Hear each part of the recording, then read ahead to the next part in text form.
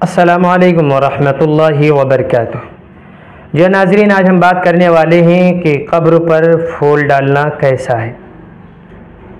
उससे पहले नाज़रीन, हम आपसे गुजारिश करेंगे कि अगर आप हमारे इस चैनल पर पहली बार आए हैं तो हमारे इस चैनल को ज़रूर सब्सक्राइब करें ताकि तमाम ख़बरें आप हज़रात तक जल्द और आसानी से पहुँच सकें। जी हाँ नाज़रीन, किसी साहब ने जामियतुल उलूम अल इस्लामिया अल्लामा मोहम्मद यूसुफ़ बिन नौरी टाउन कराची पाकिस्तान में एक सवाल किया था दारुल इफ्ता में कि कब्र पर फूल डालना कैसा है। तो उसका जवाब दिया गया था कि कब्र पर फूल डालना नबी करीम सल्लल्लाहु अलैहि वसल्लम, सहाबा कराम, ताबईन, तबे ताबईन और उम्मुल मुज्तहिदीन से साबित नहीं है। इसलिए कब्रों पर फूल डालना दुरुस्त नहीं है, बल्कि फूल के बजाय ये रकम सदका और खैरात करके मैयत को सवाब पहुंचा दिया जाए, ये ज़्यादा बेहतर है। जो फूल डाल रहे हैं, ये फूल जो पैसे लग रहे हैं, ये पैसे किसी गरीब या मुस्तहिक तक पहुंचा दिए जाएं उसके नाम से, तो बहरहाल उसका ज़्यादा सवाब मिलेगा, ताकि मैयत को भी फ़ायदा हो और रकम भी ज़ाय ना हो। वरना फूल डालेंगे तो इससे क्या होगा भाई, वो सूख जाएंगे, ख़त्म हो जाएंगे और मैयत को उससे कोई फ़ायदा हासिल होने वाला नहीं है। एक हदीस सुनिए, हज़रत इब्न अब्बास रज़ियल्लाहु ताला अन्हु से रिवायत है कि नबी करीम सल्लल्लाहु अलैहि वसल्लम का दो कब्रों पर गुज़र हुआ तो आप सल्लल्लाहु अलैहि वसल्लम ने फरमाया, इन दोनों मुर्दों को अजाब हो रहा है, दोनों मुर्दों को अजाब हो रहा।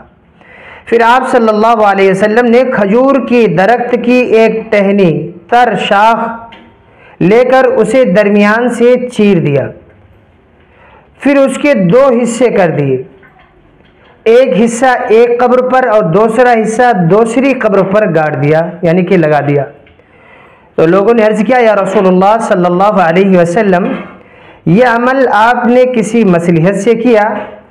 तो आप सल्लल्लाहु अलैहि वसल्लम ने इरशाद फरमाया कि उम्मीद है कि जब तक ये खुश्क ना हो उनसे अजाब हटा दिया जाए।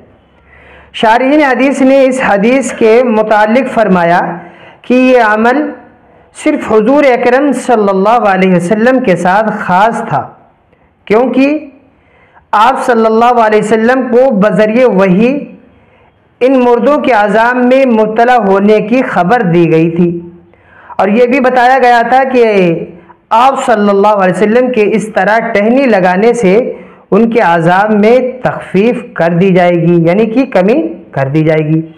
इसलिए आप सल्लल्लाहु अलैहि वसल्लम ने यह अमल सिर्फ उन्हीं मुर्दों के कब्रों के साथ किया था। उमूमी तौर से आप सल्लल्लाहु अलैहि वसल्लम का मामूल कब्रों पर टहनी लगाने का नहीं था।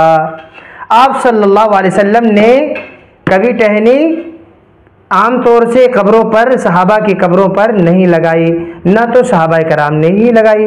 रसूलुल्लाह सल्लल्लाहु अलैहि वसल्लम के बाद तो किसी को बज़रिए वही ये बात मालूम नहीं हो सकती कि किस कब्र वाले को अजाब हो रहा है और किस को नहीं हो रहा है।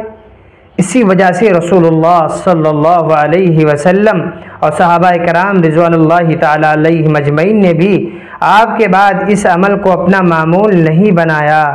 अगर अल्लाह के नबी सल्लल्लाहु अलैहि वसल्लम का मामूल होता तो सहाबा कराम भी एक आम मामूल बनाते, लिहाजा सहाबा ने उसको तर्क कर दिया। तो इससे मालूम ये होता है कि अल्लाह के नबी सल्लल्लाहु अलैहि वसल्लम के साथ सिर्फ यही दो जो मखसूस जो इन लोगों को अजाब हो रहा था उन्हीं के साथ अल्लाह के नबी सल्लल्लाहु अलैहि वसल्लम को बताया गया था कि आप टहनी लगाइए, अल्लाह के नबी ने लगाया है। बाकी आम कब्रों के बारे में इस तरीके से कोई बात नहीं है। लिहाजा आम कब्रों पर जो है फूल वगैरह न डाले जाएं, बल्कि वो रकम जो कब्रों पर फूल ला करके डालेंगे वो रकम अगर गरीबों में, मोहताजों में, मिस्कीनों में, यतीमों में तकसीम कर दी जाए तो इससे इंशाअल्लाह ज़्यादा फ़ायदा होगा। अल्लाह हम सबको अमल की तौफीक अता फरमाए। अस्सलामु अलैकुम वरहमतुल्लाहि वबरकातुहू।